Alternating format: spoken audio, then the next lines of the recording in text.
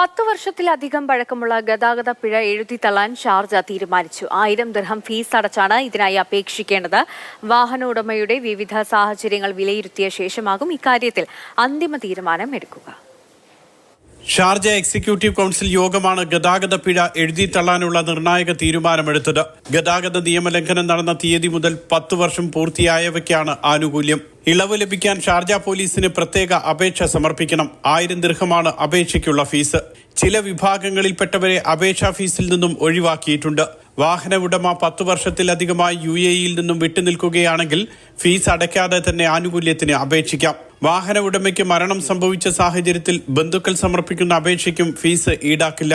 ഉടമയ്ക്ക് ഒരിക്കലും തിരിച്ചു കിട്ടാത്ത വിധം വാഹനം ഉപേക്ഷിക്കേണ്ടി വന്ന സാഹചര്യങ്ങൾ ഉണ്ടാകും. പ്രകൃതി ദുരന്തങ്ങളോ മറ്റേതെങ്കിലും കാരണത്താലോ ആകാം ഇത്. ഇങ്ങനെയുള്ള സാഹചര്യത്തിലും ഫീസ് അടയ്ക്കേണ്ടെന്ന് അധികൃതർ അറിയിച്ചു. ഓൺലൈനായും ഓഫ്ലൈനായും ആനുകൂല്യത്തിനായി അപേക്ഷ സമർപ്പിക്കാൻ അവസരമുണ്ട്. Mathrubhumi news, Sharjah.